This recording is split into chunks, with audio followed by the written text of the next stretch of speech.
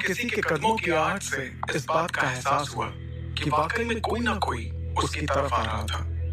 अगले ही पल उसने देखा कि ये कदमों की आवाज किसी और की नहीं बल्कि उसकी बहन इरा की थी। ध्रुव को देखते ही इरा ने फिक्र जाहिर करते हुए कहा, ध्रुव, मुझे माफ करना, मुझे तुम्हारी फिक्र हो रही थी, इसलिए तुम्हारे मना करने के बाद भी मैं यहाँ चली आई। ध्रुव ने अपनी नाराजगी को भुलाकर थोड़ी हैरानी के साथ पूछा, लेकिन तुम्हें कैसे पता चला कि मैं इस वक्त यहीं पर मिल सकता हूँ? इरा ने कहा, मैं जानती हूँ ध्रुव कि तुम अपनी माँ से कितना प्यार करते हो, इसलिए मुझे विश्वास था कि तुम मुझे यहीं मिलोगे।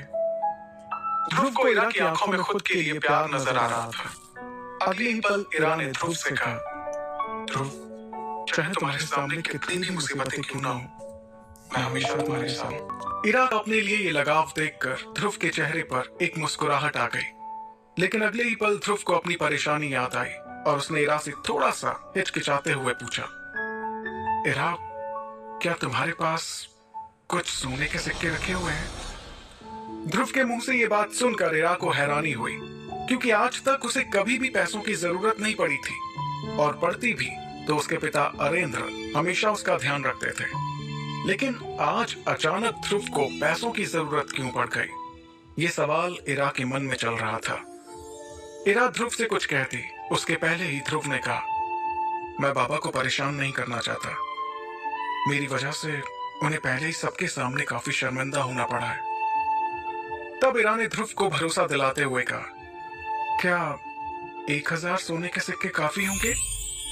ध्रुव ने बिना देर किए तुरंत जवाब दिया, हाँ बिल्कुल, और मैं पूरी कोशिश करूंगा कि ये सिक्के तुम्हें जल्द ही लौटा दूं। शुक्रिया इरा इस मदद के लिए। ध्रुव की इस बात पर इरा ने मुस्कुराते हुए कहा, इसकी कोई जरूरत नहीं है ध्रुव। इतना कहने के बाद इरा ने पूछा, क्या मैं जान सकती हूँ कि तुम्हें इतने सोने के सिक्कों की जरूरत क्यों पड़ी? क्या खरीदना चाहते हो तुम? क्या मैं भी तुम्हारे साथ बाजार घूमने चल सकती हूँ? ध्रुव इस बारे में इरा को ना ही साफ साफ मना कर सकता था और ना ही उसे ज्यादा कुछ बता सकता था, पर क्योंकि इरा उसकी मदद कर रही थी, इसलिए ध्रुव ने हामी भरते हुए कहा, ठीक है, कल हम बाजार में साथ खरीदारी करने चलेंगे। इतना कहने के बाद दोनों के चेहरे पर एक मुस्कुराहट आ गई।